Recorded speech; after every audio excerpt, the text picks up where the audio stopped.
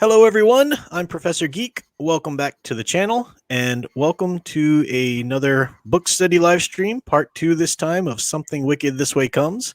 With me, as always, is my trusty TA, Big Al. Say hi, Al. Hi, Al. A little slow on the uptake there. Well, I was making sure I was muted on Gotcha. YouTube. Gotcha. Welcome to the chat. Already has some folks in here. Casey Scott, Stephen Cruz. Long time no see, buddy. We were wondering where you were. Good to see you. Grizzly Kitty, Nanette Pacelli, Red Wolf Ben. Welcome. Chris Damon. Yes, we are back for part 2. So I think we're going to do 2 more parts after this. So we'll have this one taken care of, and then we'll be able to watch the movie and jump onto something else Halloween related. I think will be fun. So, yeah. Sticker said I was in jail. What's that? Any ideas yet? Not really. I've been kind of still noodling them. Yeah, I was kind of wondering about the possibility of maybe doing something classic, like actually. Well, I don't know if we could really do Dracula. I mean, Fan Man would probably want to do that one day anyway, since he's taught that, too. So I don't know. We'll see. It'll be something fun. I'm sure it will be. So, welcome, Janice Zeal, Paladin Demo. Nanette Pacelli says, "Hi, sweeties." Hello, right back, Nanette. Hi, Nanette. I don't know why I like doing that. I just do. Because it makes you think of Batman 66. Nanette. Red Wolf Ben says, "I stopped at 20. Hope I'm not behind." I think we did 21 too, but it's such a short chapter that no, you're really not behind. You're good. No worries. Yeah, it's up to it's 20 through 21. Although I am proudly ahead on chapter 22. Ooh, look at you! I tell you, I'm flying by. Welcome, Mohammed Madanui. Stephen Cruz is playing Chopin's funeral march to set the mood for the stream. Very nice. Yeah. That's we'll talk about that definitely. So this is your first time reading the book, Al. I know you said you've seen the movie way back when. Yeah, I don't even bring the movie in. I just have just a couple of visuals from it, and I don't really remember what happened. Yeah. So this was a good significant chunk of the book. Like we're into it. The carnival's arrived. We've had the night. We quite a bit has happened now at this point. So any general reactions, or what are you thinking about the book at this point? It's just a reader response. Well, I get the metaphor of the circus being the storm, but I was kind of let down. I wanted to see what happened when the lightning struck, but patience. And now I am intrigued by a certain melted block of ice, but that's later. Yes. I really just, man, I love this book, and for such a short little book, and this is probably my third or fourth time reading it. Probably fourth.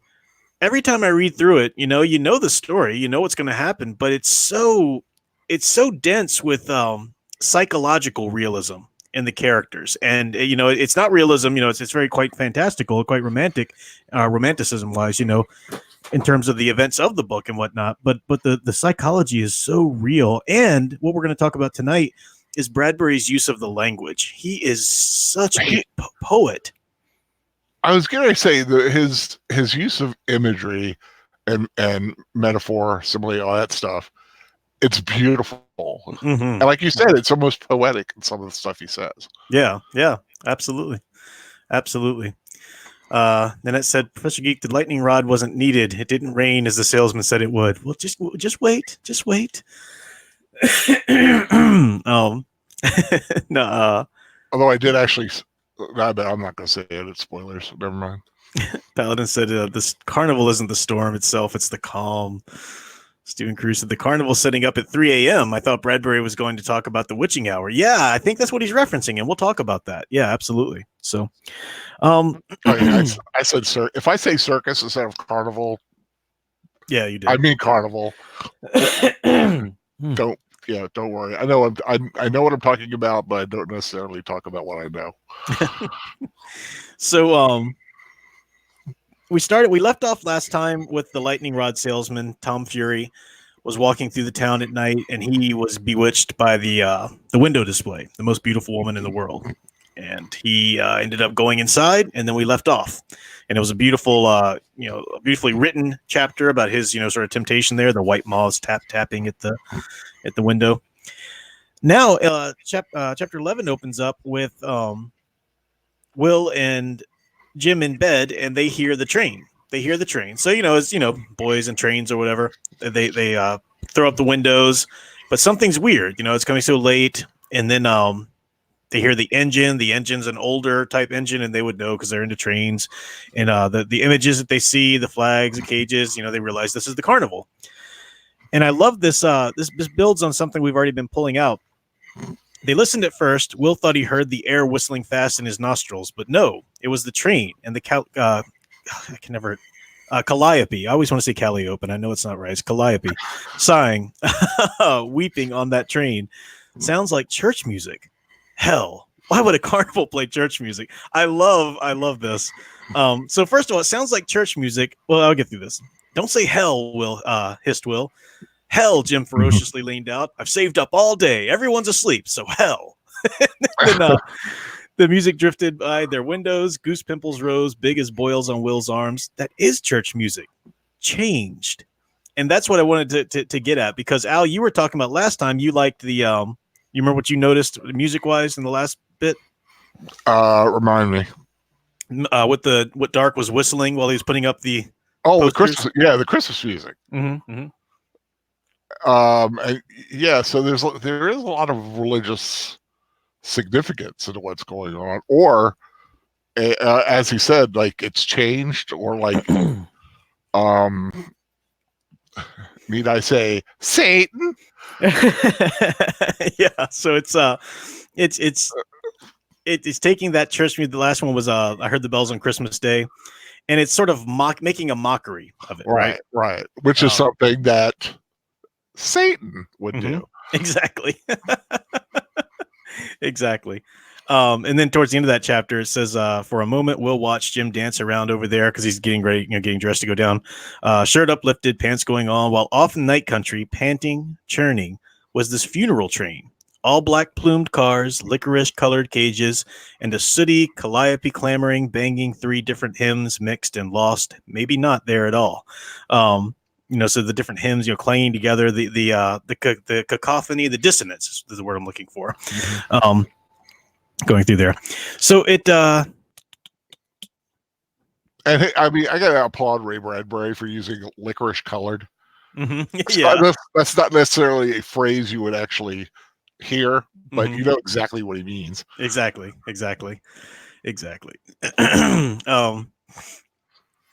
Can I just mention one thing? Something about the 2 boys. We know there's an interesting separation of these 2 kids, light, dark. I don't want to say good, evil, because that's not played out. Yeah. But like I said, with Will's not wanting to use hell, and then Jim's like, "Oh hell, I'm to say save it up all day." Mm-hmm. He seems like a little, pardon my French, shit.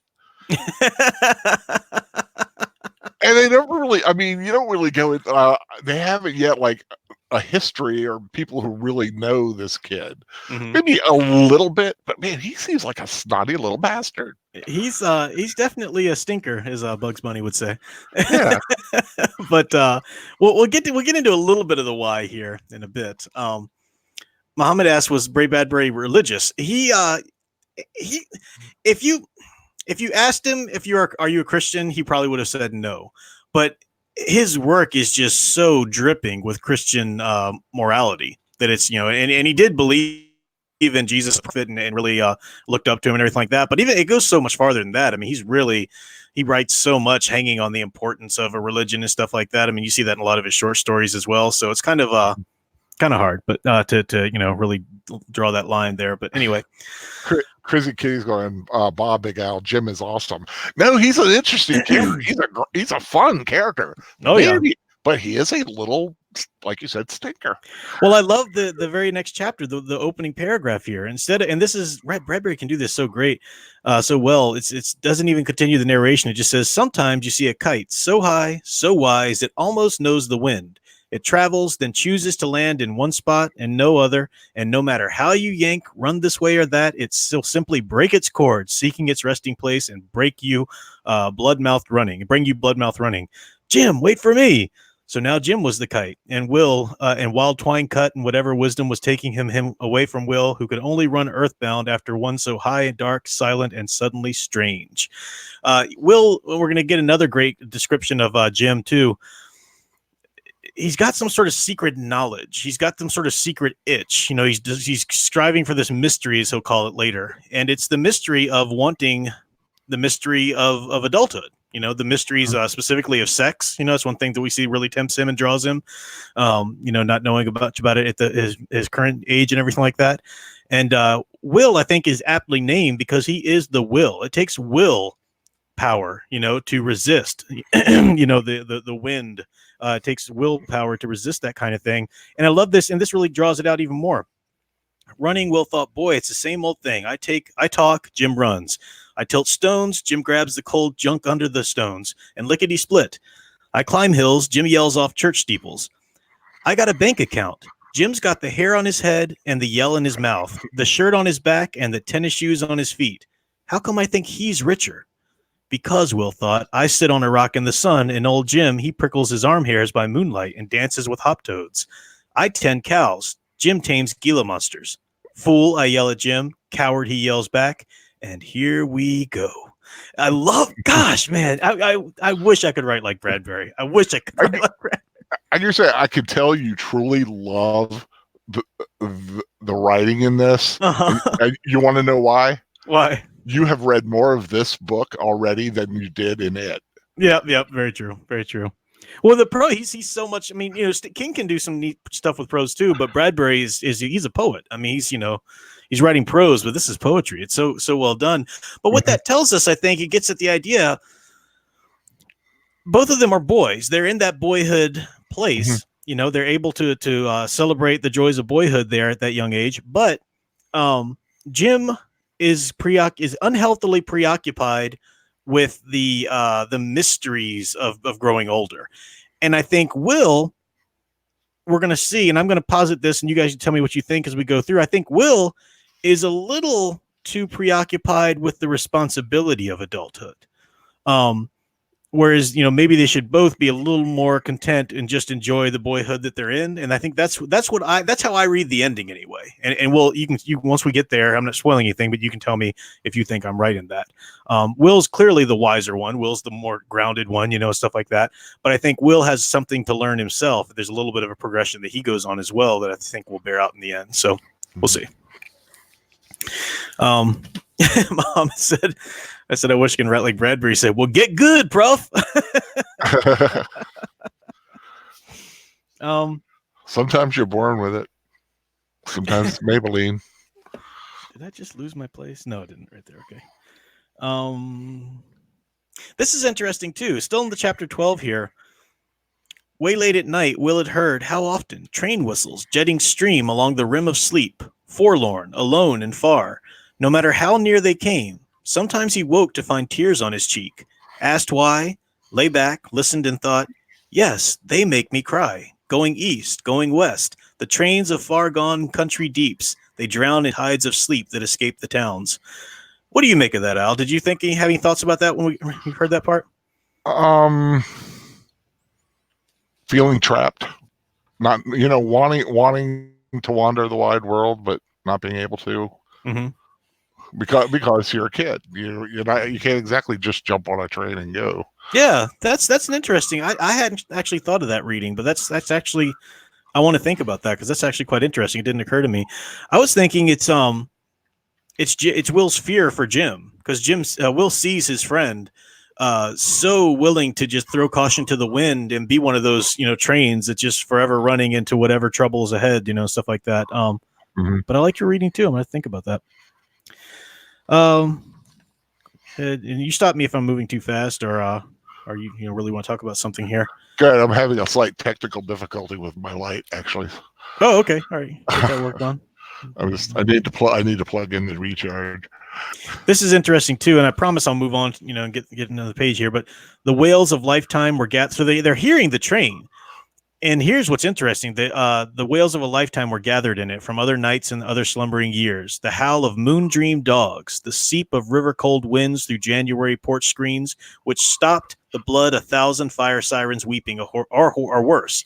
The outgone shreds of breath, the protests of 1 billion people dead or dying, not wanting to be dead. Their groans, their sighs burst over the earth. And this makes Will cry, and he thinks he's just going to, be the baby, and Jim's going to laugh at him. But he looks over at Jim, and Jim's got tears coming out of his eyes too, because they're seeing the real deal. This is real darkness, For all of its temptations, they're really face to face with it now as they're watching the carnival set up.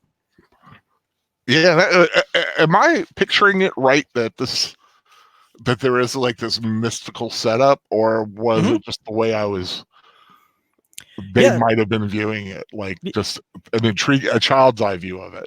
Yeah, no, and that's one of the things I wanted to talk about here, because there's so many what have almost become cliches since this book's been written.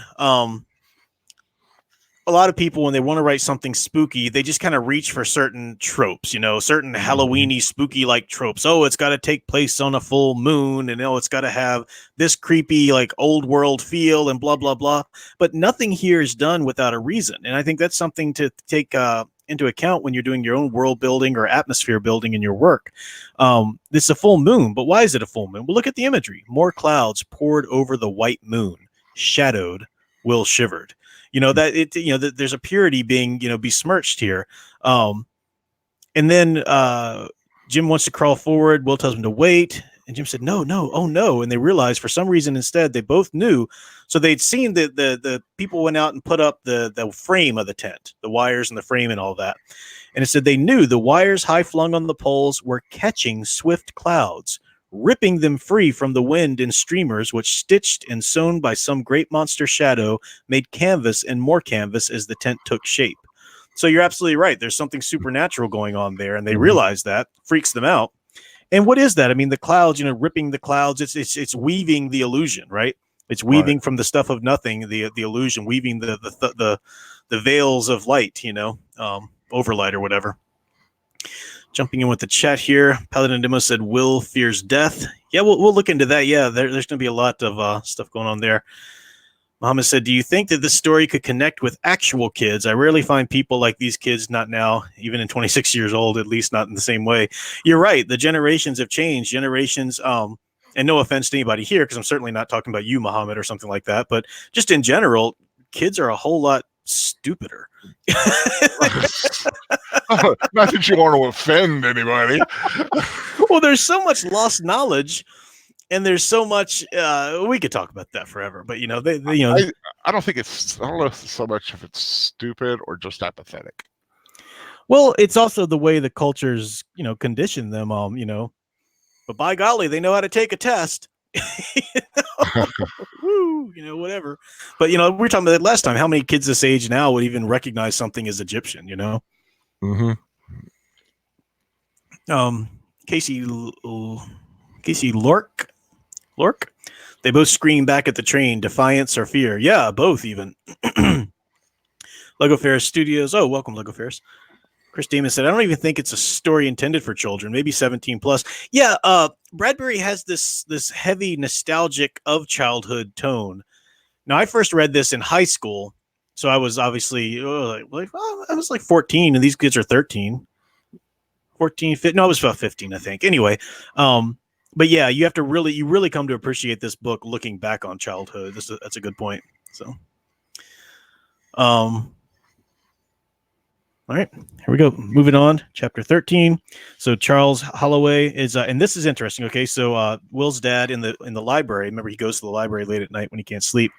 He's there, and he sees what the boys are seeing. He sees the train coming in, the carnival being set up, and he even sees the mirror maze. Now we're going to start talking about the mirror maze, and this is interesting. What is it that? Well, let's come at this from a different way. What do you think the mirror maze represents? What do you think people are seeing in the mirror maze? I think they're seeing different versions of themselves, different outcomes, different. I mean, just because they haven't really, like I said, explained it, except for the fact. I think it was. We're not at Mrs. Foley yet, are we? Not yet. Not yet. But you look in a mirror, or I look in the mirror. I see who I was, who I am, what I'm probably gonna be. So you're seeing you can see a whole spectrum of possibilities, and in these mazes like they're built, all kinds of different angles, so different directions that you could go. Yeah, that's a great. That's possibilities. Yeah, that's a great. I love the way you said that. So you got a crossroads of sorts, but you also have all these reflections staring back at you. And what do you see in the mirror? You see pictures of who you were. You see fades of that in your aged face. However old you are. So Holloway he's taken by this mirror maze. It says, and I love the language here. Beyond lay fathoms of mirror maze, which housed a multifold series of empty vanities. All right, vanity is a good word for a mirror, but it's also a loaded word here. Vanities, looking at yourself, so consumed with yourself, the way you look or the way how old you were or whatever. Multifold series of empty vanities, one wave on another, still, serene, silvered with age, white with time. Any shadow at the entrance might stir reverberations, the color of fright, unravel deep, buried moons. If a man stood there, would he see himself unfolded away a billion times to eternity? Would a billion images look back? Each face and the face after and the face after, that older, oldest, would he find himself lost in a fine dust away off, deep down there, not 50 but 60, not 60 but 70, not 70 but 80, 90, 99 years old? The maze did not ask, the maze did not tell. I love that idea of the maze, and now we see it, and that's Charles's worry. He feels too old, especially too old, and to have a son like Will, and doesn't feel like he can connect with him. And then what's the very next thing? What size Charles Holloway? What does he keep muttering to himself all the way home? Oh, 3 o'clock. Wait, yeah, no, yeah. Oh, 3 o'clock. Okay, yeah, okay, yeah, 3 o'clock. So enamored with this idea of 3 o'clock, and he's got some great things to say about that too. That's the hour that you lay in bed awake. And I want to read all of it because it's just so great. But did I ever tell you the 3 a.m. college joke? No. We had a friend of ours had one. Remember those little electric clocks that had like the little flippy numbers, the way they used to be before the digital?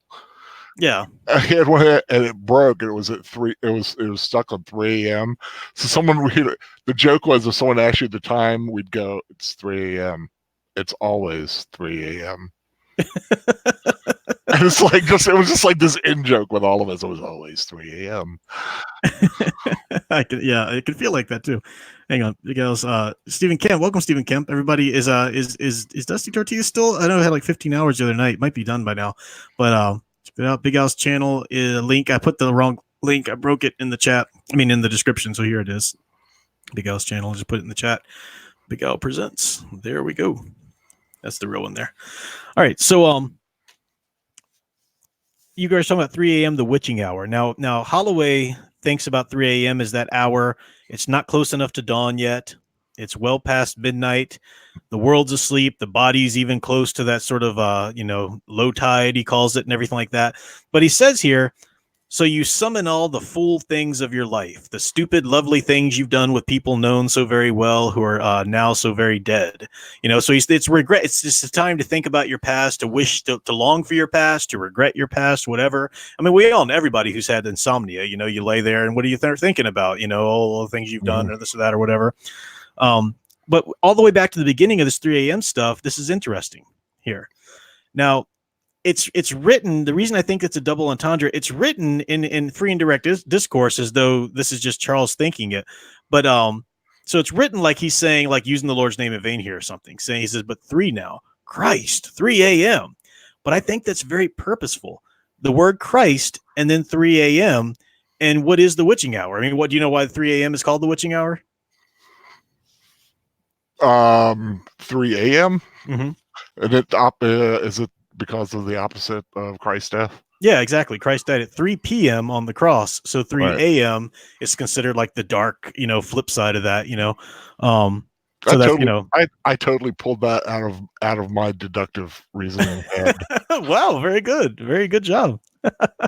I thought we talked about that once before. I wasn't trying to set you up, but Yeah, you didn't, but hey, it's like I reached out and grabbed that ball and scored a touchdown. Good job. Good job. He says some really great things, some really poetic things about woman and feeling disconnected, but I don't know if that's really going to be something we're going to tie into other things yet. We might come back to it. We'll see. But again, stop me if you want to say anything about some of the things I'm skipping here. But the next day, the sun rises. They go back to the carnival. It's Saturday now at this point, so they're running to the carnival. They see their teacher, Mrs. Foley, there, looking for her nephew who's just come to visit. And Miss Foley wants to go look in the mirror maze, and we already know about the mirror maze. And I like that Will says, because everything they see at the carnival that next day, it doesn't look gaunt or terrifying anymore. It just looks like a regular carnival, except for the mirror maze. And I like that Will says that's the only thing that looks like last night. That's why he doesn't like it. He warns, Miss Foley about going in. She does. She goes in. They see her kind of lost in there. And let's see. Okay, so they look at her. They see her coming out a few minutes later. And now listen to the language here. This is what I want to draw attention to as a writer. I'm going to read this little passage here. Nothing supernatural is necessarily happened, or he doesn't necessarily describe anything supernatural. We don't see any monster. We don't see any, ghost or any kind of thing going on here.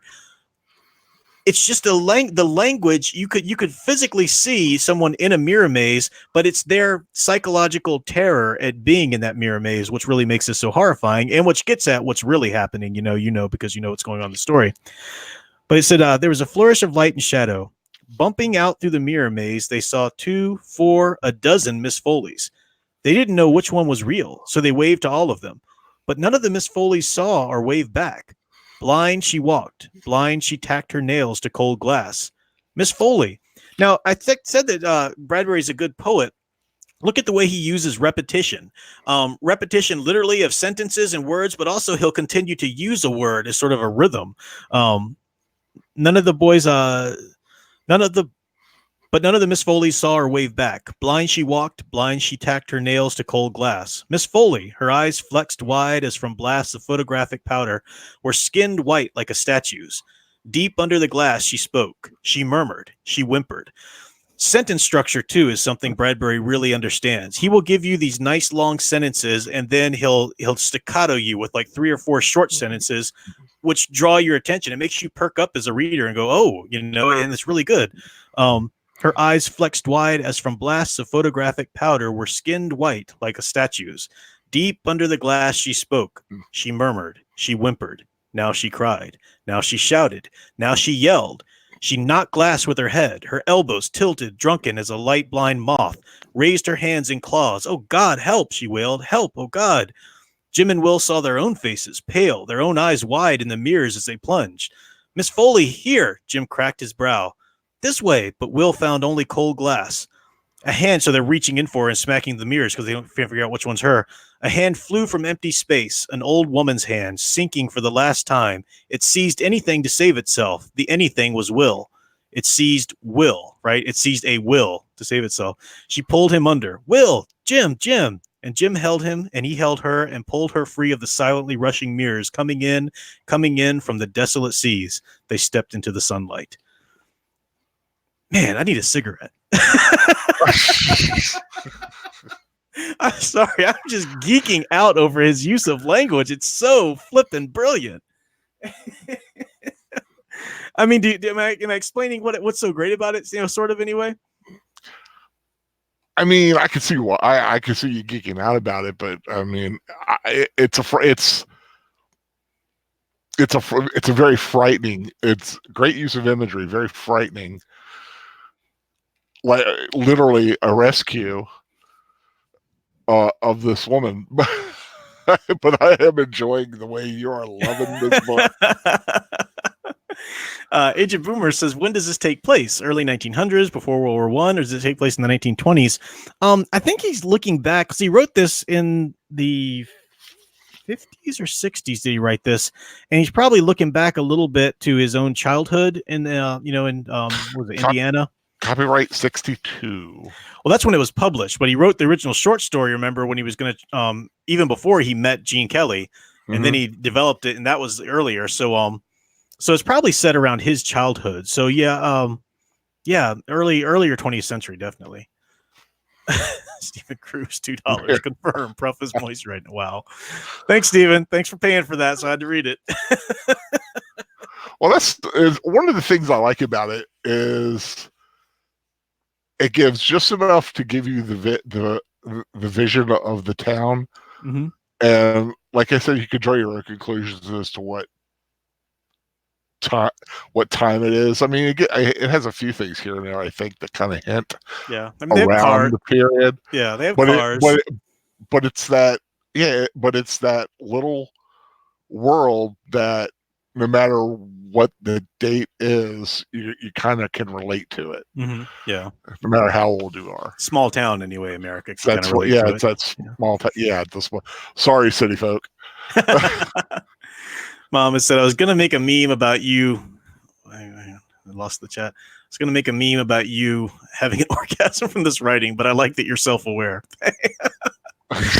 Troy says your reaction to Bradbury's use of language is exactly how I respond to Shelley's Frankenstein. Yeah, that's very poetic as well. Casey Loherk says there's a lot of cold perfection versus warmth reality in this. Absolutely.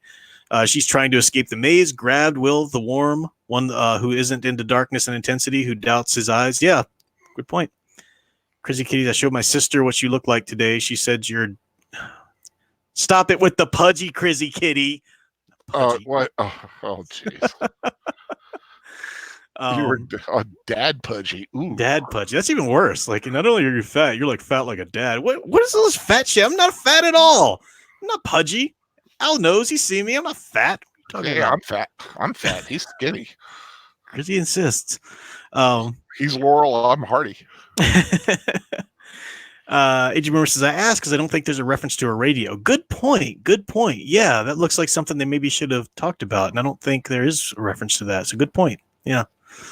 All right, so moving on a little bit. Over in, so they go home. Or they don't leave. Sorry, go ahead. No, go ahead. Are you getting the impression the mirrors are actually moving? I don't know if the mirrors are literally moving, or is there a perception? The perception's moving. I mean, the mirrors are definitely showing them what they want to see. Their inmost desire, because Miss Foley sees herself as younger, and we're going to see Will. We're going to see what he sees and or hear about, hinted at anyway in a second. So yeah, I don't know. I mean, maybe I think you could think of it in different ways. Because it was talking about, like I said, it could be the imagery.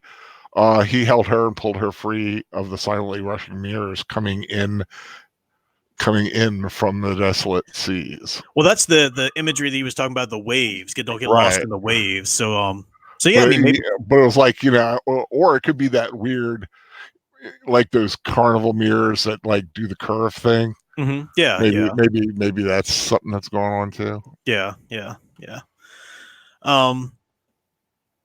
All right, here we go. So in 16, all right, so Miss Foley goes home. Will wants to go home too. Jim's like, hell no, we're not leaving anywhere. We're going to stay here. We're even going to stay here till it's dark. And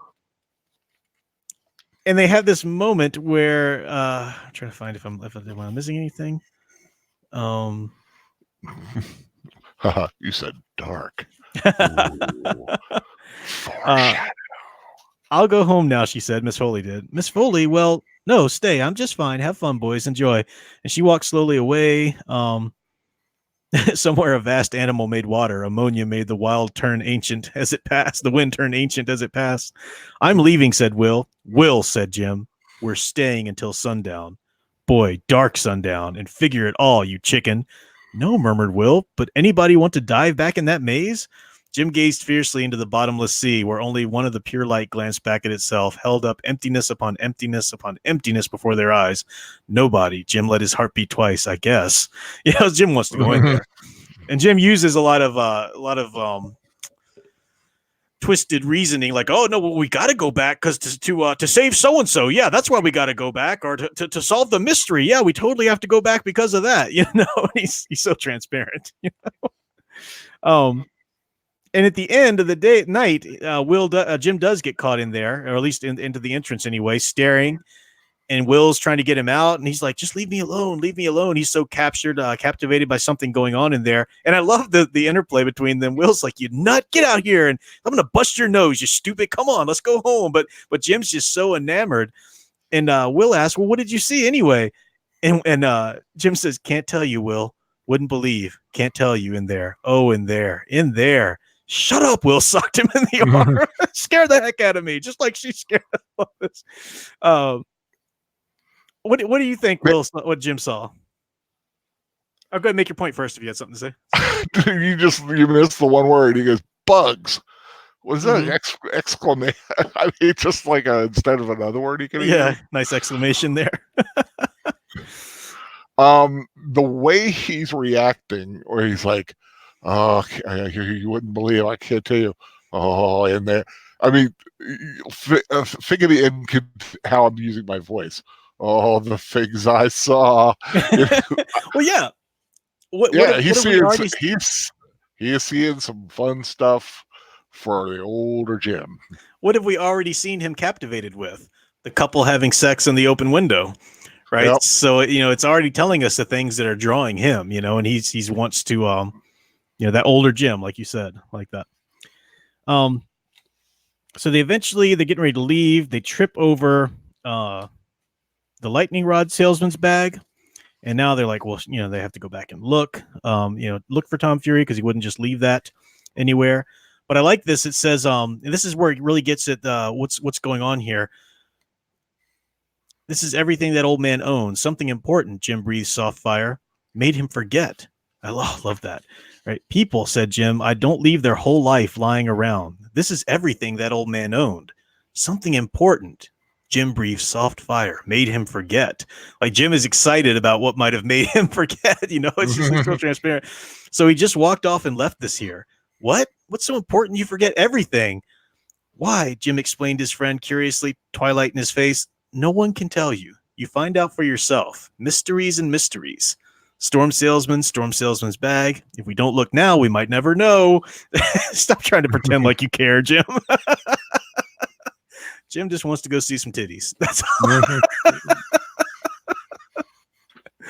All right. So then they have this obviously terrifying look and glance at the or encounter with the carousel. Mr. Cougar catches them. Mr. Dark then shows up. So we have both Cougar and Dark, right? It's called Cougar and Dark's Pandemonium, or I forget the whole title and everything like that. Theater of Shades, or of Illusions, and then you got the Pandemonium and all this kind of neat stuff it's called.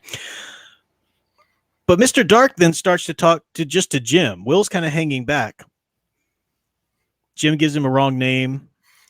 I said, Will wanted to run and see. No, so Jim, they starts to get enamored with the with Dark's tattoos, and Jim says he's not tattooed, he's illustrated. He's an illustrated man, and there's a difference. And he starts to become really enamored with the illustrations on this older man's body. And look at what's happening here. Mr. Dark smiled to show he knew. Slowly, with great mouth-working pleasure, Mr. Dark pushed his sleeve high to his elbow. Jim stared. The arm was like a cobra, weaving, bobbing, swaying to strike. Mr. Dark clenched his fist, wriggled his fingers. The muscles danced. Will wanted to run and see, but could only watch, thinking, Jim, oh, Jim. There he stood, Jim, and there was the tall man, each examining the other as if he was a reflection in a shop window late at night. The tall man's brambled suit shadowed out, now to color Jim's cheeks and storm over his wide and drinking eyes with the look of rain, instead of the sharp cat green they always were. So Jim is captivated by the stories on this older man's body, right? It's the experiences you could have as an older man, right? And later on, it was when Will's asking, they climb up a tree to watch what's going to happen next. And Will asks him, what did you see? What was on his arm, Jim? A picture. Yeah, but what kind? It was, Jim shut his eyes. It was a picture of A snake. That's it, snake. But when he opens his eyes, he would not look at Will. It was something writhing around there, but it wasn't a snake. So again, tentacles out. That's right. Yeah. Let's see. Muhammad said he saw Lady Anana. There you go. Stephen Cruz says Jim has his priorities in order. Paladin Demo said tattoos are taboo for some beliefs, marring perfection, marring perfection. Yeah, absolutely. Mm-hmm. Casey Lork said Mr. Dark is described as having a soft voice. Yes, evil has a soft voice, a beckoning finger. Yeah. Satan appears as an angel of light. The quote the scripture.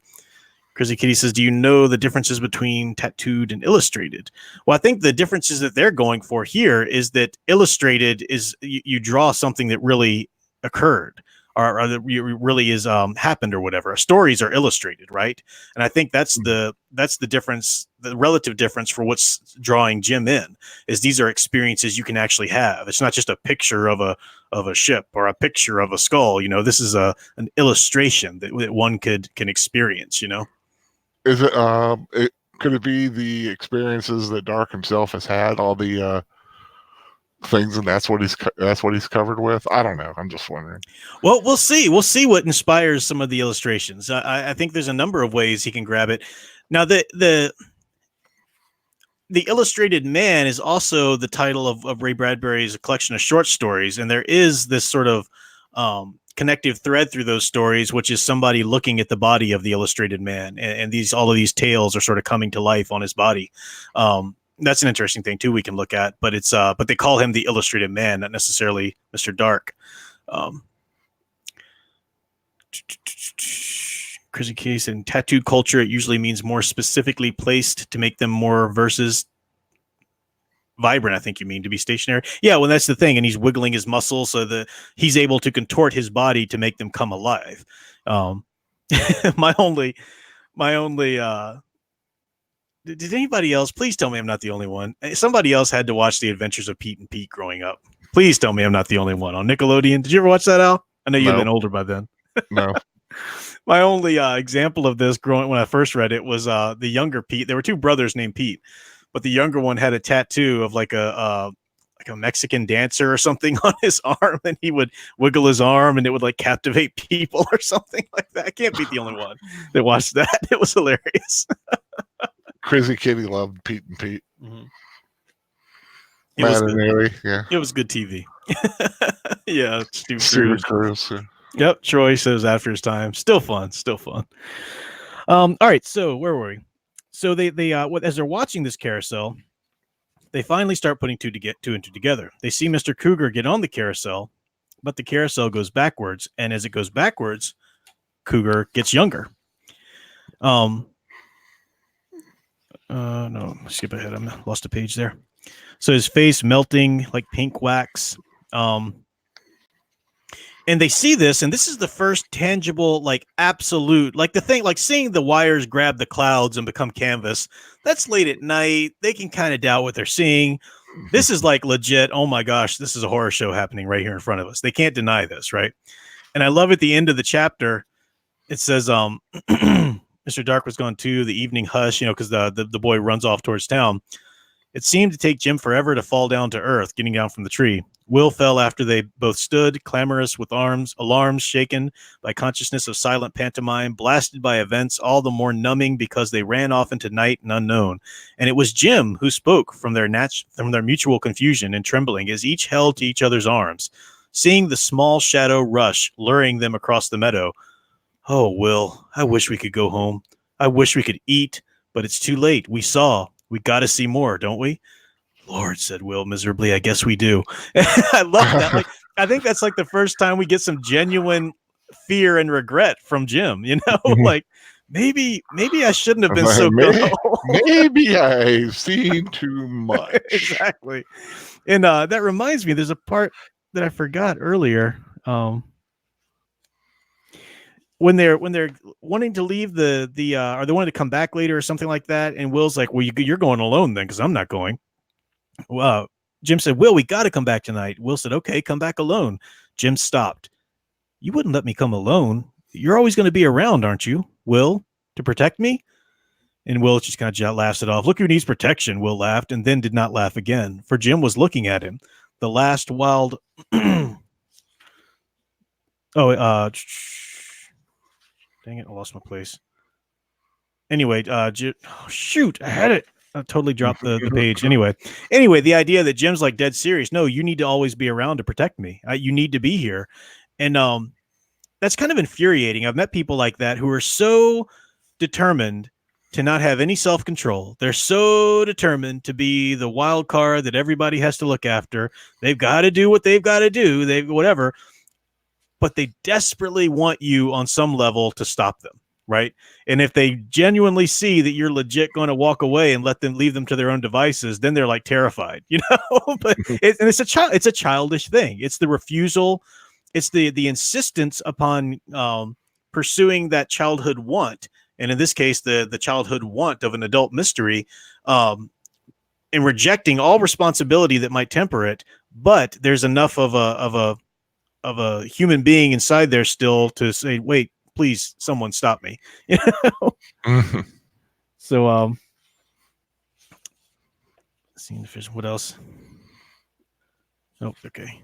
Past. All right. So chapter 19 is what we're on now.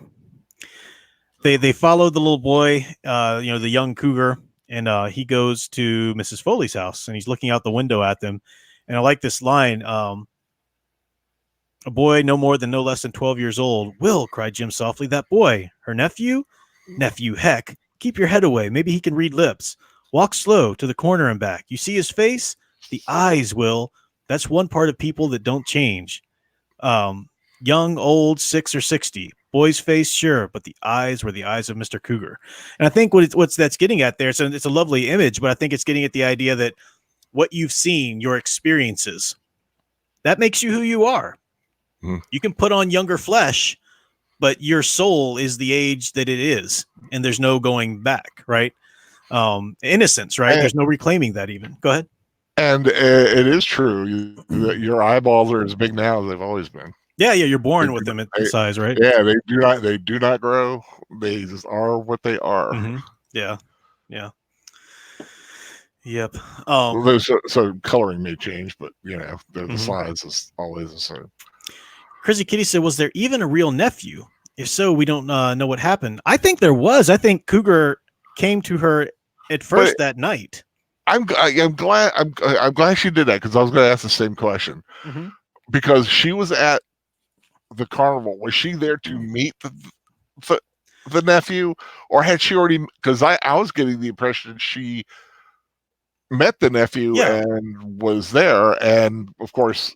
Yeah. It couldn't have been, because now, Cougar's the nephew. It says he arrived last night, the same night the carnival did. He left off that morning. He ran off and said he'd meet her there that day. Also, he must have ridden a couple times. Yeah. Oh, okay. Forward and backward and whatever. Yeah. It's a good question though. It's something that can kind of slip by if looking there. So, what else would I've got? Oh, and here's the other part, a good description for Jim. I love this. Man, I love this. Will's looking at Jim, and he says, and again, Will had the feeling about Jim that he had always had about an old, almost forgotten dog.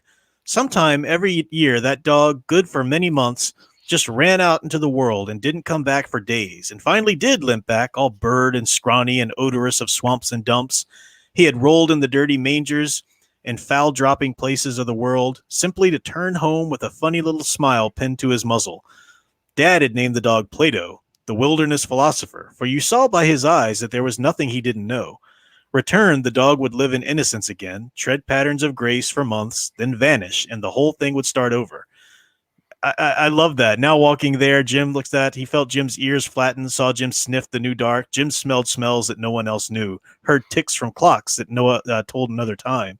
So that is thing. I mean, you do gain knowledge when you're recklessly going where you ought not be. You gain knowledge, but the knowledge gains control over you. It's not like knowledge is power in that respect, I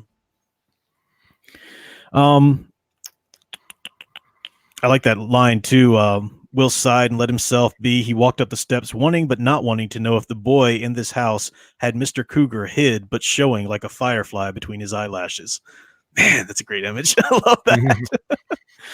A nice little use of language here. They're ringing the bell, and Will says, "What if he answers?" Will demanded. "Boy, I'm so scared I could sprinkle dust." That's the weirdest saying in the world. I'm so scared, but so I don't even know. Maybe it's something they used to say, but it actually works for this because what is it? You die, you turn to dust, right? And that's kind of part of the theme of this. And Jim's not scared. Why isn't Jim scared? Because this boy provides a way for him to get what he wants. Jump on that carousel, ride it around about 10 times or so. Anything you want to bring up here, Al? No, I was contemplating the dust line, trying to. Mm-hmm. Yeah, but I was just coming up with weird things that don't need to be mentioned here. I was just I didn't want to move on too fast, but on chapter 20, when the boys finally do go home, and boy, the boy wants them to come back. Miss Foley's little young cougar desperately wants them to come back, and I'll meet you tomorrow at the carousel. I'll meet you there. They both go home. They're both disciplined for being out so late and long, and they're in their rooms. And I like this. Will's in his room. Clocks ticks 9, 9:30, 10. The knob rattled softly as Dad unlocked the door. "Dad," thought Will, "come in. We got to talk." But Dad chewed his breath in the hall. Only his confusion, his always puzzled, half-bewildered face could be felt beyond the door. He won't come in, thought Will. Walk around, talk around, back off from a thing, yes, but come sit, listen? When had he? When would he ever? And you just want to slap Charles Holloway. It's like, dude, get over it. You're not freaking decrepit. You're 50-something. Come on, dude. Take an interest. For crying out loud. Stop rumbling around and woe is me. I can't run around with the young fellers. I guess you've got a great young son. Bond with the kid, I know, yeah. Well, that's what his mother tells him. You got Will, and even he tells himself this, but he's stuck. He's stuck in this sort of self-pity. And that's part of his character progression too. We'll see him, Did you ever see the film or the play On Golden Pond? No, missed that. It's Henry Fonda, and it's there. It's one of Henry Fonda's last films before he passed, and he's with Katharine Hepburn, but he's obsessed with aging, death, and dying. And you think, well, it's because he's old, but there's this one part in there where the wife says, like, you've always been like this. He's always felt like death was just around the corner. Yeah. But it's a good movie. I highly suggest it. It's cute. I have to check it out. Richard Wagner says the author really has a way with words. Absolutely, I agree. Casey Lurker said it's not coincidence that the boy, this is good, the boy who is charmed by the darkness, who is wooed by adulthood, is the fatherless one, is it? He has no gauge of adulthood to measure himself against. And this is something we actually see in the text here a little bit later. Will is lying on his bed. Jim won't answer the window because usually they can tap each other's window with marbles and talk at night. But especially, he did not like to think of Jim, with no father between him and the tent shows and all that lay dark in the meadows, and a mother who wanted him around so very much he just had to get away, get out, breathe free night air. No free night waters, running toward bigger, freer seas. So that's the danger that Jim's in. And you're right. A lot of it has to do with his family situation there, not having a father. Now, of course, Will has a father, but Will has a father who won't engage. He's trying to. He says, be careful. And we're going to see him eventually, cross that line as his character progression goes along. But yeah. So now Jim, the one who was so terrified that Will would ever not go with him, now Jim has taken that further step. Jim leaves the window without calling Will first. Will just happens to see. Can I want to mention just one from chapter 20, just one part of a paragraph I really loved. Yeah, sure. When he's talking about when he softly raised the window at last, the street was empty, and he knew it would be just a matter of time before the light went out in the library. Or went on in the library across town. When rivers flooded, when fire fell from the sky, what a fine place the library was, the many rooms, the books. With luck, no one found you. How could they when you were off to Tanganyika in 98 Cairo in 1812, Florence in 1492. I just love that. Yeah. That you can put that together with the quotes about the library when they first entered it in one of the first chapters. It's yeah, that's great. Yeah, that's a man. It's a man. You could tell that Ray Bradbury loves books. Yeah, He loves what it's all about. it also makes sense why Charles Holloway would want to go there, escape his own lot in life, stuck in this old town in his old body, and deliver, visit all these places. So yeah, Jim is wanting to slink off alone. Now we did hear it talks about that plank, that pier behind their house that they had sort of tuned up so they could sort of stomp around on it, like stomp out little songs or whatever on it, and call each other, out to night adventures or whatever. And Will hears it, but Jim's still in his room. So who do you think might have been on there? Will thinks, oh, it's just all in my head, but who perhaps was dancing on that for them? I would say Miss Foley's little cougar. Yeah, little cougar. I forgot what his name is, or which I can't. I'm sorry. I just hear cougar. I just think something else. I'm wired so badly. You are. Casey Lark says, Will sees himself in his father, and that is likely a part of why he fears adulthood. Yeah, and is desiring his father to take action and show that he's not so old, it's not so bad, turning 50. So I like that idea. Now, for the first time, Will thinks, Will thought, we're still pals, smell things nobody else smells, hear things no one else hears, got the same blood, run the same way. Now, for the first time ever, you're sneaking out, ditching me. And that idea that, Jim's the one that finally did it after hoping and begging Will not to. And once he gets out there, he realizes that he's not with Jim. He's following Jim. If they got separated, Will would be out there alone. He says, Lord, let me keep up. Jim skimmed like a dark owl after a mouse. Will loped like a weaponless hunter after the owl. They sailed their shadows over October lawns. Oh, that's awesome. They sailed their shadows over October lawns. That is just beautiful. I love it. And then they stopped. There was Miss Foley's house. And and that's the end of our chapter. That's the end of our reading for this time. Yep. But you know what Jim's got up the sleeve. You know what he's doing. Yeah. Somebody wants to take a ride. In more ways than one. Oh, I was waiting for that. And I was going to deliver. In more ways than one. Oh gosh. it's like Fan Man's here. What is this? I just get this way sometimes. So that is our reading for tonight. Again, just pay attention, I would think, to if you are a writer, if you want to do some writing yourself, pay attention to his amazing use of language, but also his use of cadence and that sort of poetry of the prose. And also the avoidance of cliches. Now, some of this stuff has been so overused since Bradbury's done this, that can kind of feel like cliche, but no, everything here is for a reason. It's on a full moon night for a reason. The train is old for a reason, because this is something that's been going on forever. The desire to be older, to be younger, is as old as time, right? So, we'll talk more about that as we get into the book a bit. But what is our next chapter goal? Okay, well, take a breath. Don't freak out. But I know. When you said 2 more weeks, I was already thinking like, oh my God, what the hell is he going to do? We're going to go up through chapter.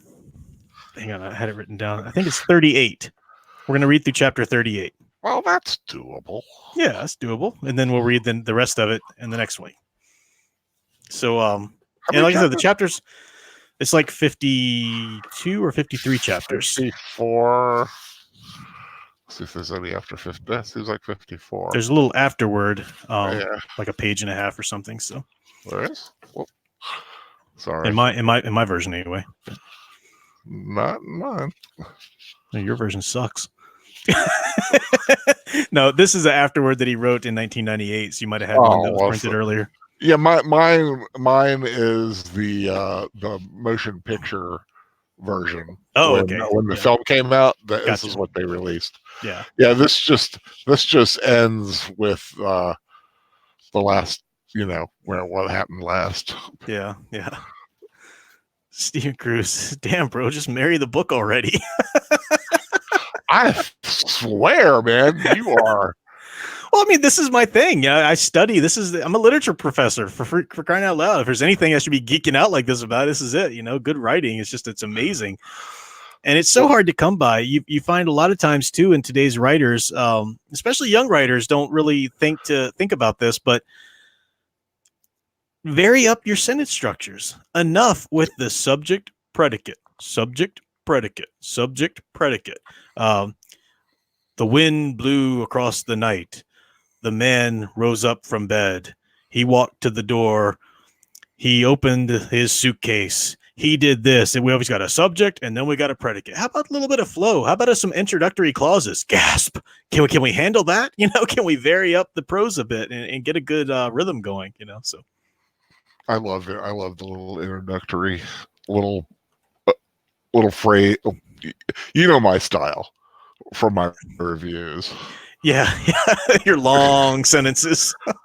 And plus I like the, when blah, blah, blah, I did this, comma, that's kind of the way, that's almost always the way I do an introduction. Well, not the introduction, but the summary, the plot. Chris Damon said, Friday night, 3 a.m. I find it odd that 13-year-olds are up that late or beyond midnight. Maybe as 17 plus. Well, they've just been at a carnival, so they've got all this kind of adrenaline going from all the things they've seen. And this is a small town. It's a different era. Yeah, but I mean, you're right. Yeah, the younger you are, it is going to be harder to stay awake. Mm-hmm. But they've clearly got juices, new juices to them flowing through their veins right now. Muhammad says, do you think the carnival can be analogous to the internet now? I only make the comparison because my best friend, who is a bit like Jim, and he showed me porn when I was in grade 3. Wow, 3rd grade. Dang. Yeah. I mean, because it's the, the carnival here, internet then or whatever, but it's that forbidden knowledge. It's come look at this stuff that'll grow you up faster and give you a sidetrack to all of these wonders and mysteries, So, yeah, that's an interesting point. Troy has the afterword. Yeah. So we can talk about it briefly, but we won't delve into the afterwards or anything. It's only like a page and a half anyway. So yeah, well, I'm sure I could find it on the net somewhere. Mm-hmm. Find it on the net? What are you doing looking for it on the net? Well, she does have interesting literary tattoos. on the net. Sorry. On the net. On the net. Good. Casey Lork says, have you ever read The Hogfather by Terry Pratchett? It's not as spooky, but the themes resonate with this, with that, with it. It's a Halloween Christmas read starring death. No, I haven't read that. I haven't read a lot of Pratchett, actually. But that sounds interesting. I'll look into it.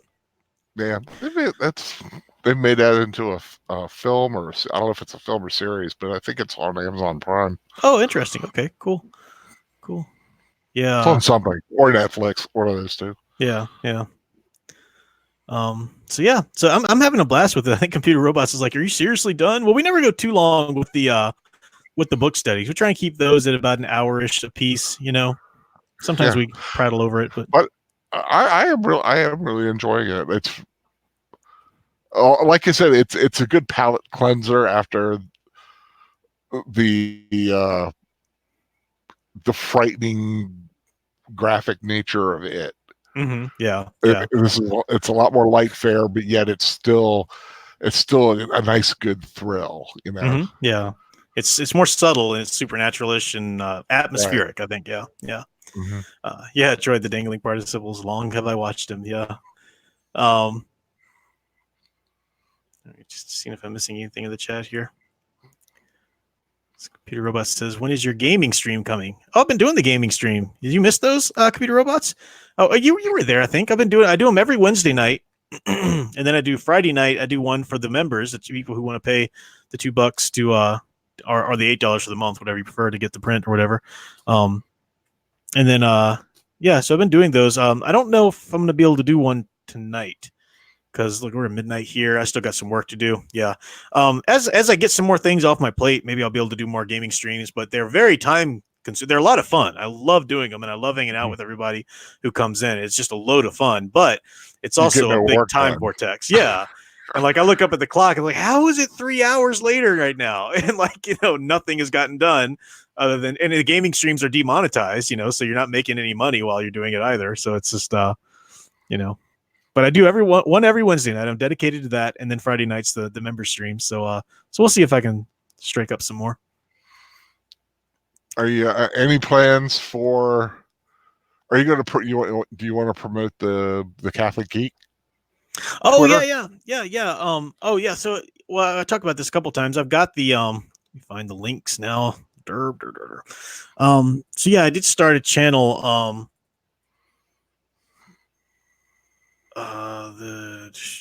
Okay. So I started a channel that I actually talk about religious stuff on, because I keep religious stuff off of this channel, unless it's just from an analytical perspective or whatever.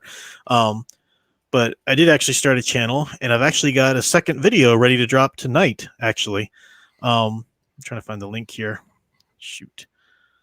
I don't know if I'll be able to find it. I might have to go into a link. I should have prepped this, but oh, here we go. There it is. It's called the Catholic Bible Geek. We'll drop the link to the channel in there. So if anybody wants to, I'm starting a new channel from scratch, and it's so painful. I have like 24 subscribers or something like that. I'm like, where's my 13,000?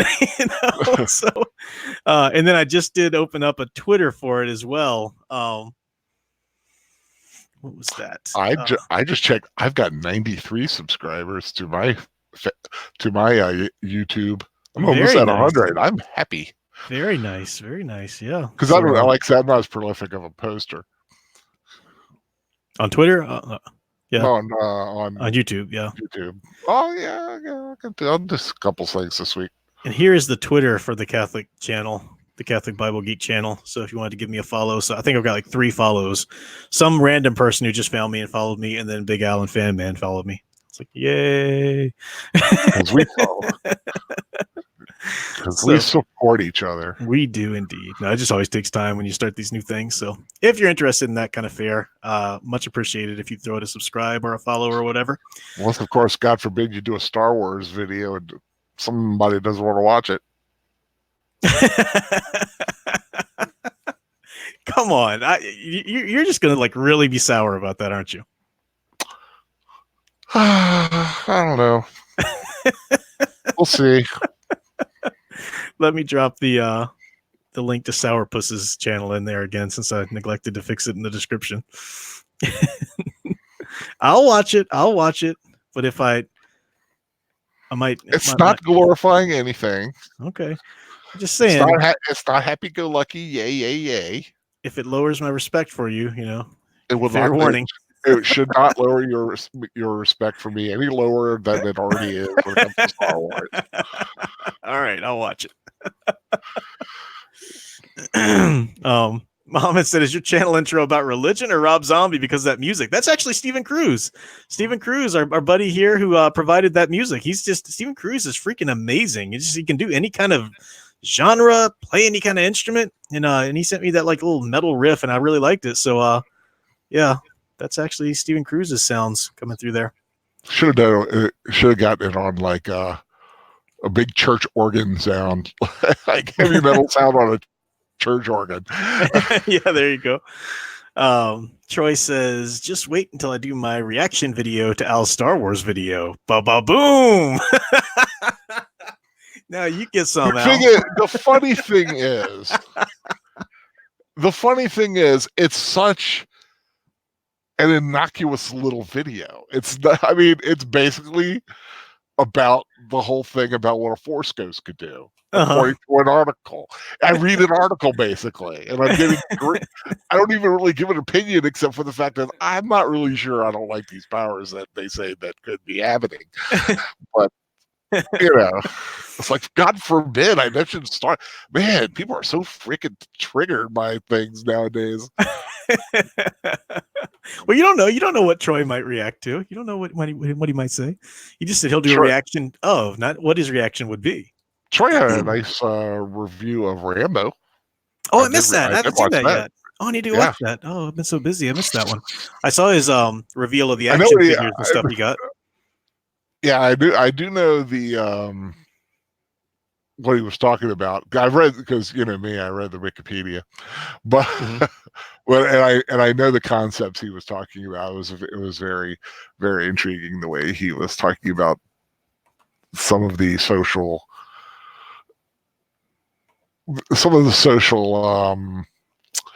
ramifications that may arise because of the film, and some of the social. I can't think of the right word because it's late. Yeah, but it's good. I need to look at that. Troy, I'm trying to find the link to your channel right now. There it is. There it is. Troy, let me drop the link. I know you got a wrench too. You can drop it on yourself. But drop the link to Troy's channel here. And thank you to everybody in the chat. I've seen a bunch of people saying they're following me now or subs. So I appreciate that. Appreciate it. Yeah, you know, if the content is to your liking, some people aren't interested in the religious stuff, and that's cool. I'm just putting it out there for anybody who wouldn't mind at least at least ignoring it to give me a sub or something. All right, there's the link to Troy's channel. I'll definitely give him a sub. I had a great day. What was your great day? Well, woke up, had some sausage gravy biscuit for breakfast. Ooh, that sounds good. I got in my chair today, so I was up, which is always a good day. And I had myself some hard crabs while watching Godzilla films. And then, to top it off, Jaws came on. Wow. And then I found a Bigfoot documentary on Amazon Prime I hadn't watched yet. Nice. It was nice. What could be better for you? That's a good day. That is a good day. Seriously. Wow. Nice day for you. And then 3 hours of Big Bang, and then this. Well, all right then. Yeah, Chris, good point. Yeah, everybody could give this video a thumbs up. We got like 20 some in here, but only 17 thumbs up. That's always good to see. Thumbs it up. Give me the thumb. Thumb. I only see 15, but who knows? Nice. I want 20. I want 20 right now. Give me 20. 20 an hour, Mr. There you go. Mr. Dark is going to get you. There you go. Stephen Cruz. Yeah, I had that reaction too when he was talking, but I just let it fly. What? Stephen Cruz, look at the screen. What You're like, I got up, sat in my chair, had some hard crabs. Yep. I'm from Maryland. There's nothing wrong with that. That's what we say. Oh, Muhammad, I have a movie recommendation that you like. Or is that the Company of Wolves thing I saw? Sorry, I meant to click on that, but no, I haven't seen Company of Wolves. Have you seen that, Al? I don't know. Is that like a period wolf piece? I might have seen part of it then. I don't think I've seen the whole thing. Yeah, I don't know.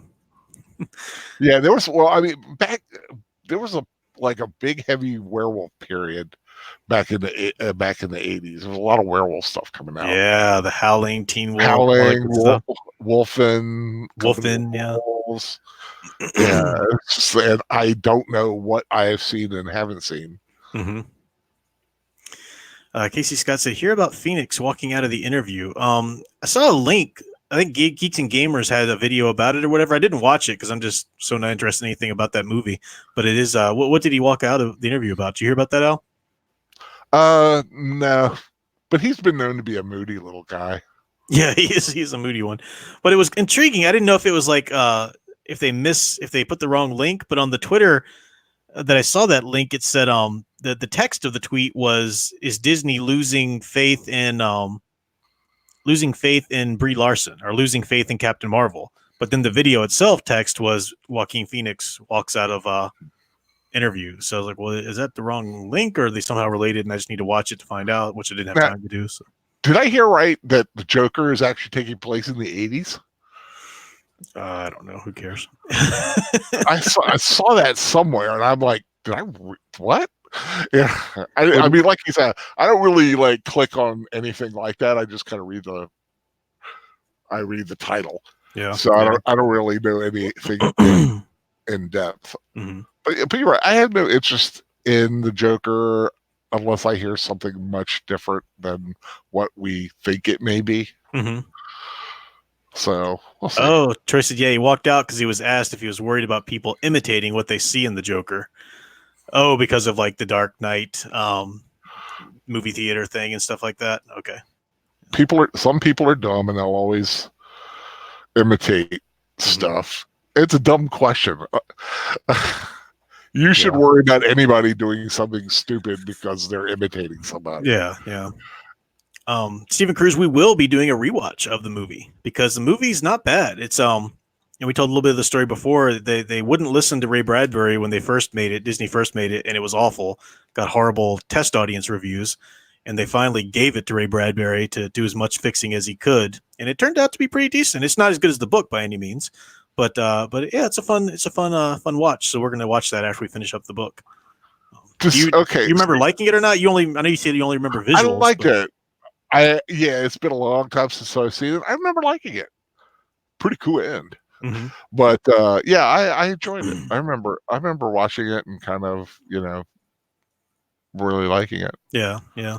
But I just, like I said, it's one of those films you just don't see popping up to watch anywhere. Yeah. Yeah. Well, Stephen Cruz. Okay, I know people from LA. Seriously, don't know the term hard crabs when it comes to Maryland crabs. should I say steamed blue crabs? Maybe that would help. I don't know. I have no idea which that's seafood stuff. If it's fried and battered and from Long John's, I'll eat it. But otherwise, you are from Virginia. You're close enough. You should know. No, we're Virginia ham country down here. And talk about sausage gravy. I don't think we have stuffed ham here. I don't think you're far enough south to really understand sausage gravy for breakfast. White or brown gravy? White. Oh, good call. Okay, all right. Well, maybe. White, kind of like pepper with a little pepper flake. Oh, big hunks of nice sausage. Big flaky hot biscuits. No, I haven't seen Last Blood yet, Troy. It's still on my list. I'm definitely wanting to see it. My weekend has been so crazy that I wasn't able to get to the theater. I got some more stuff going on next couple of days. After that, things will finally kind of level out a little bit. Yeah. So, Mohammed said, "Wait, you guys live far away from each other?" Well, not that far. He's Southern Maryland, and I'm Central Virginia. We would meet at the cons in Baltimore. That's how we met. Because I was like close enough for both of us to drive. Very close for Al, but I was not too far for me to drive to. So we met there, and then that's how we became buds, and then just kept talking online. Yep. Somebody didn't want to sit there and take pictures, so he asked this big guy. I wanted always taking pictures of the costumes because they have in the masquerade. We'll tell the story again, but in the masquerade Saturday nights at the conventions, it's for the costume contests, or shows and stuff like that. And inside is this huge dark room, this big auditorium room, and it's dark because it's all stage lit and everything. And I like being in there for the energy, but you can't get any decent photos in there. And outside of the room in the hallway, they set up a blue screen backdrop, and they have chairs there for people who just want pictures of the costumes. And that's where Al would always park his little, go buggy or whatever it was you were driving, or walker thing or whatever. He would always take pictures there. So I just said, "Hey, do you mind emailing me the pictures you take? Because I want them, but I don't want to, I want the sexy pictures of the cosplayers, but I also don't want to miss the atmosphere of the show inside." So, and the geek friendship was born. And me, Mr. Happy-go-lucky good guy, no problem. Yeah. And you gifted me I think it was an autographed Straczynski comic book Supreme. Oh yeah. Yeah, I gave you that for taking the pictures for me. Yeah, that was cool. Yep. And then I remember you helped me on the you helped me in. You and the X helped me make it inside on a very slippery, icy, treacherous parking lot. Yep, that one winter. Yep, I remember that. Melissa, hello. I see you, Melissa. How's it going? Yeah, I think I've been hitting some of your comments there, putting them up and stuff. She says it's Al talking about ball crabs. No. Is that a thing? I don't know. Or is she like literally talking about crabs on somebody's balls? That's what I'm wondering. I wouldn't know if there's actually a seafood crab called. It is the Maryland blue crab. It is very yummy, delicious. If you've ever had crab cakes, Old Bay. Mama said, "What age was this?" And it also sounds like I'm asking a married couple how they met. What year? It was like at least 10 years ago, 12 years ago, something like that. It was. Yeah, I mean it's been a while. I don't. Was I in a wheelchair or I might have been in my walker. You were on your walker the first time I met you. Yeah. Yeah, that I might have been. And I'd always recognize you as the guy with the couch potato shirt on every Saturday at the con. Yeah, I was that was my shirt. I still got that shirt. I wore to the doctor a couple weeks ago. Yeah. It is the greatest shirt of all time. I swear to God, it's the most comfortable shirt I've ever had. My mother hates it. It is comfortable. It is big, and God, I love that shirt. Yep. I wish I'd found another one at the time when I bought it. But it's been a while. I'm trying to remember where. Well, because I had the operation 2006, but I was having some trouble before that. But I think it might have been after that. I think it was before 2006 that I met you first time. Maybe I totally can't remember. Thought it was anyway, but yeah. Yeah. So the time has flown by in our wonderful bromance. I know. Who knows which anniversary this is for us? We just live in the moment.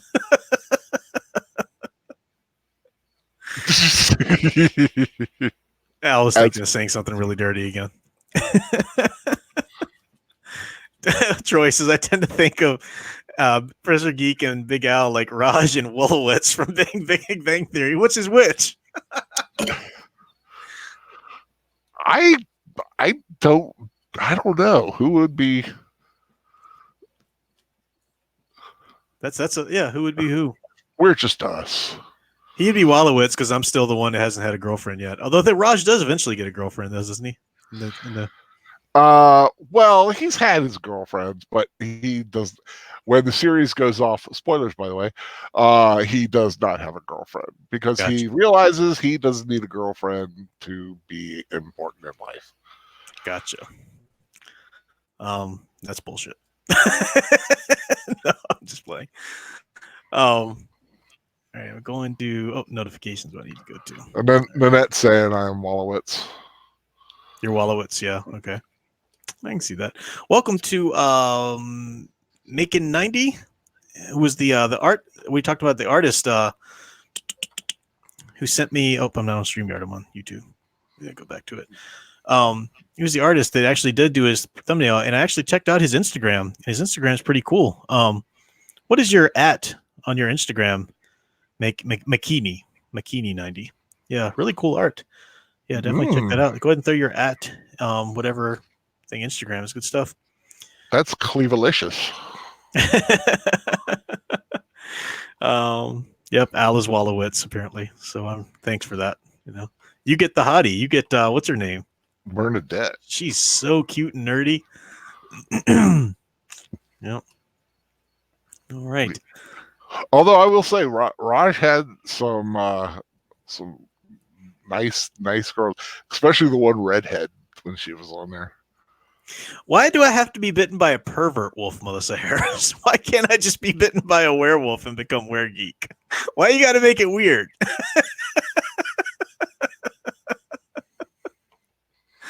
It's at Macon 90. Okay, yeah, at McKinney 90. I keep on saying Macon. McKinney. There's an I after the end. McKinney 90. So, all right. Well, yeah.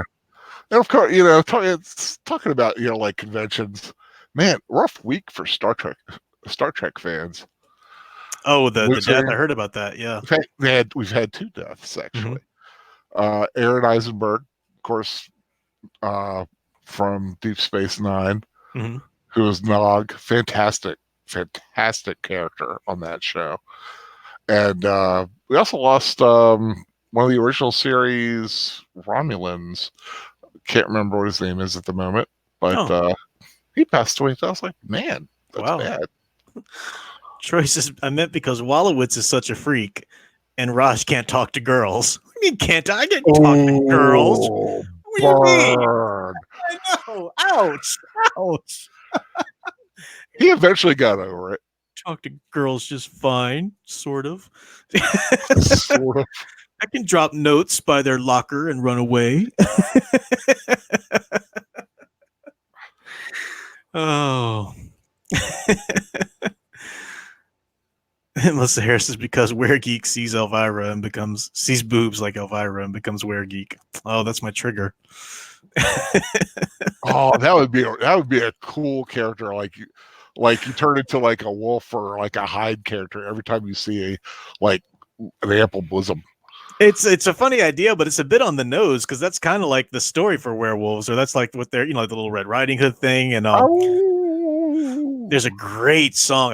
I really love Southern Culture on the Skids. I just love that band, and people either hate them or love them, and I love them. But they have a few cool songs for Halloween, and one of them is called Werewolf. But it's aren't you afraid to walk with me late at night because I might turn into a werewolf? But then at one point it said, I'm going to buy you a diamond ring and turn this werewolf into a man.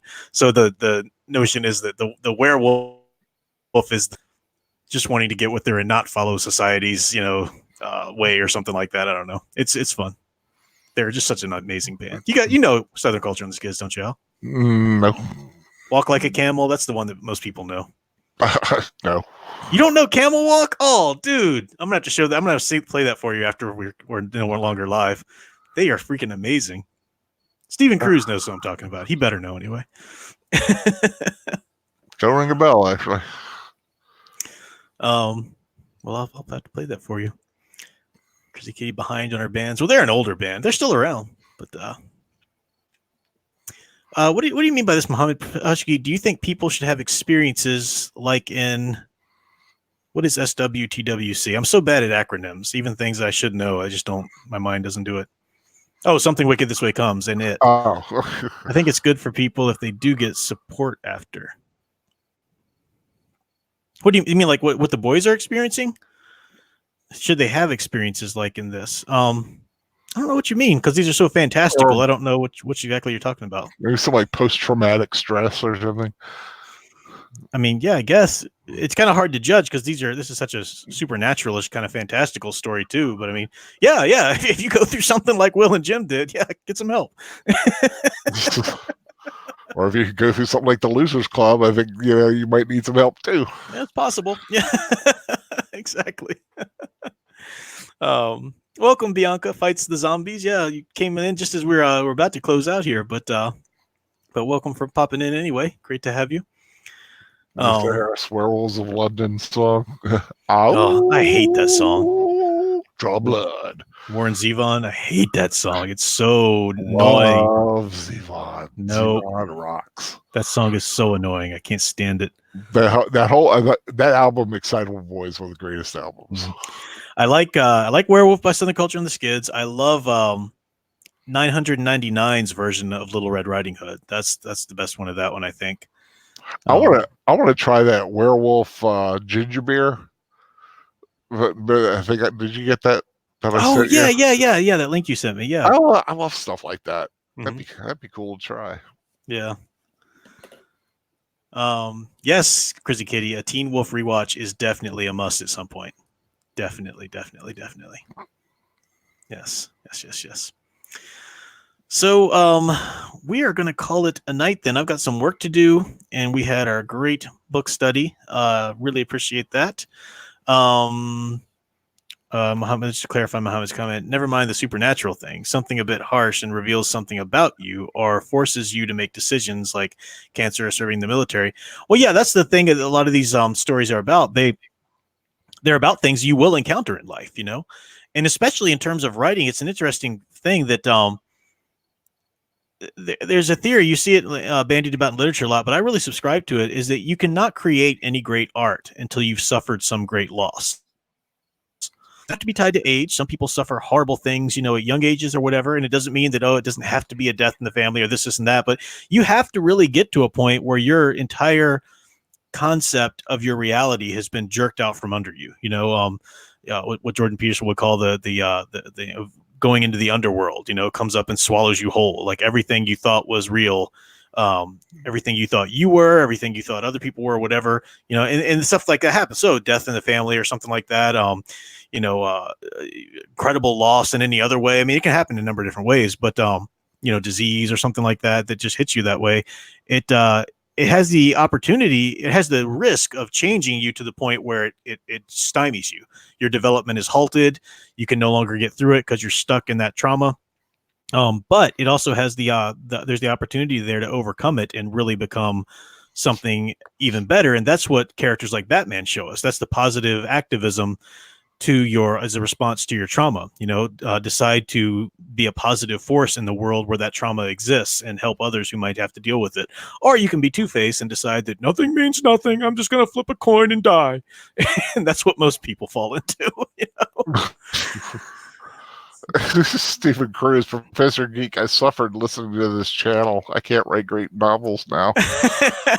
Yes, you can. You can write when you suffer, right? What's that great line in Singing in the Rain, when Donald O'Connor's character, he's the one that's been playing the music to accompany all of Gene Kelly's silent films. And when they decide they're finally going to start doing talkies, he's like, at last I can start suffering and write that great symphony. And they say, no, Cosmo, we want you to write the score to these movies. He's like, at last I can stop suffering and write that symphony. We'll have to watch a good Gene Kelly musical or something to tie in with the Bradbury's friendship with him after this. So, all right. A little Dune talk, Muhammad. I love Dune because of that pain, that theme of pain molding people, like the Fremen. Yeah. I mean, you have to address it in your work because it's real. You guys notice how every time I say, all right, well, Al jumps in with a topic real quick? I was just reading the chat. Sorry. No, I'm just saying. Al likes to keep you on if he can. Dude, all you have to do is click the button. I'm going to be abrupt with it. So yeah, got to go do some work, but always good hanging out with you guys. See, this is Sunday. So office hours is just the day after tomorrow, and that lasts a lot longer. We'll be able to prattle on and have some fun. Office hours tomorrow's Monday. Maybe a gaming stream tomorrow. Maybe I'll try that out tomorrow. See how much work I get done. So yeah, office hours Tuesday. And we'll have a rewatch plan for Saturday by Tuesday too. I got a couple things in mind, but we'll see. So. Oh, really? Yep. We'll see. I'll chat with you here once we go off live. Once I make you listen to the Camel Talk song that I can't play on my stream for rights. Dear God, you'll love it. It's brilliant. All right. So great hanging out with everybody, and we'll be back soon. And until then, keep enjoying and digging deeper into the hero stories you love. Thanks for watching. It's time for a camel song, I guess.